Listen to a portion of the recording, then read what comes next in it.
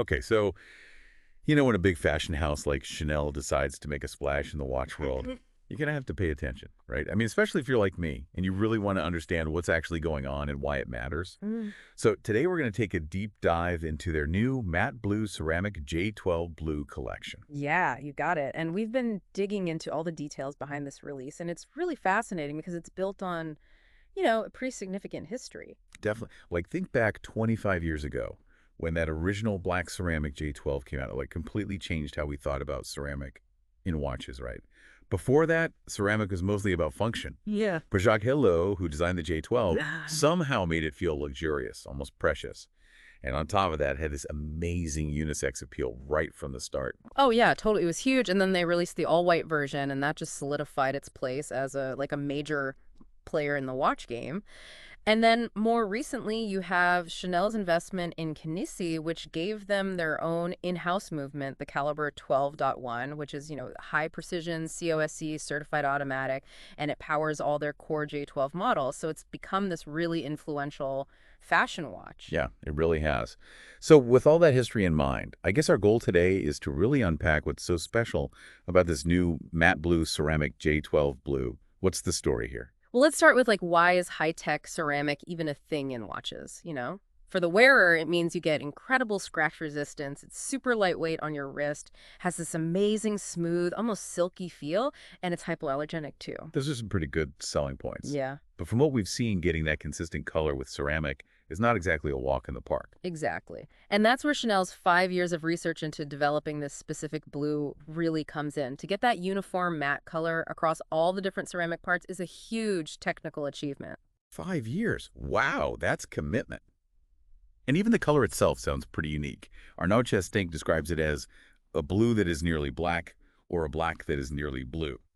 It's kind of mysterious, and that seems to be a big part of this new 38 millimeter edition. Yeah, it is. And what's cool is how they've released this blue in two different limited editions of that 38 millimeter size. Mhm. Both of them have the same base. So matte black-coated steel elements mixed with the matte blue ceramic for the case and bracelet. And the bezel is interesting too. It's fixed black-coated steel with notches, and then it has this matte blue ceramic insert, but it's made up of these little rectangular pieces that look like baguette-cut gemstones. That's so stylish. But they haven't sacrificed the J12's practicality, right? I mean, we're talking a steel screw-down crown with a blue ceramic cabochon and even those little crown guards.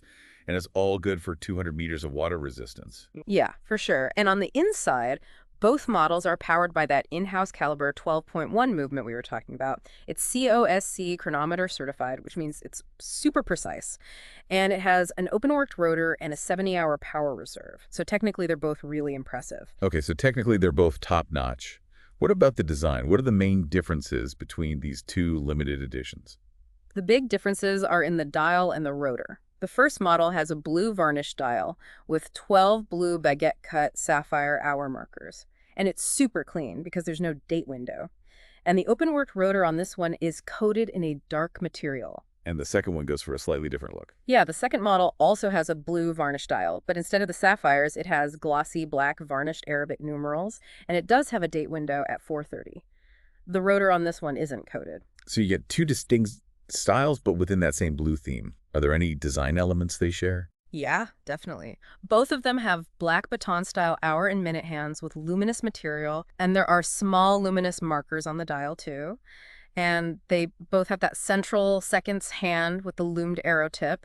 And you'll also notice they both have that recessed central area on the dial with the black railway track for the minutes and a crosshair detail.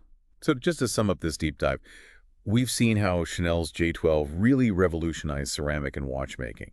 This new matte blue ceramic is like a testament to their dedication to technical innovation. Yeah. And these two limited edition models offer two different ways to appreciate this awesome new color.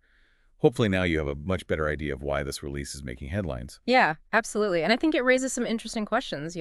When you see this kind of fusion of high fashion and serious watchmaking, it makes you think about how these different worlds are constantly pushing for new materials and new designs. And that leads to these really unexpected innovations that inspire other creative fields too. It's something to think about. For sure. Yeah. Definitely food for thought. Absolutely. All right. Well, that's it for today's deep dive. See you next time. See you later. Goodbye.